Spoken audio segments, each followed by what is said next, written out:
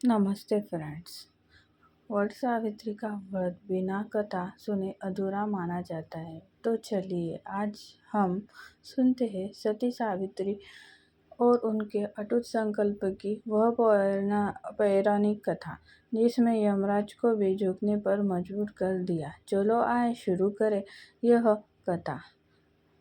मद्र देश के राजा अश्वपति की कन्या थी सावित्री।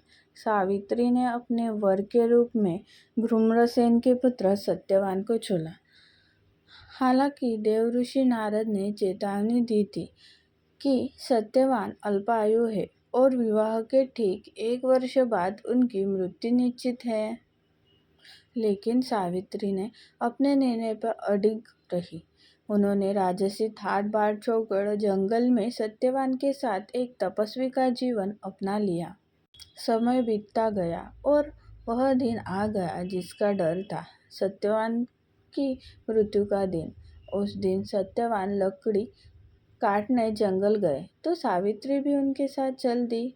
जंगल में लकड़ियां काटते समय अचानक सत्यवान के सिर में तेज दर्द हुआ और वे सावित्री की गोद में सिर रखकर निढाल हो गए।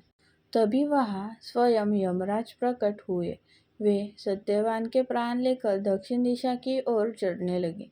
सावित्री हार मानने वालों में से नहीं थी। वे भी यमराज के पीछे चल दी। यमराज ने उन्हें बहुत रोका, लेकिन सावित्री ने अपनी बुद्धिमानी और धर्म की बातों से यमराज को प्रभावित कर दिया। सावित्री की निष्ठा देखकर यमराज ने कहा, हे देवी, तुम धन्य हो। सत्यवान के प्राणों के अलावा तुम मुझसे कोई भी 3 वरदान मांग लो। सावित्री ने बड़ी चतुराई से वरदान मांगे। पहला वरदान, मेरे अंधे सास ससुर को आंखों की ज्योति मिले। दूसरा वरदान, उनका खोया हुआ राज्य उन्हें वापस मिल जाए। तीसरा वरदान, सावित्री ने मांगा कि वह 100 पुत्रों की माता बने। यमराज ने बिना सोचे तथास्तु कह दिया।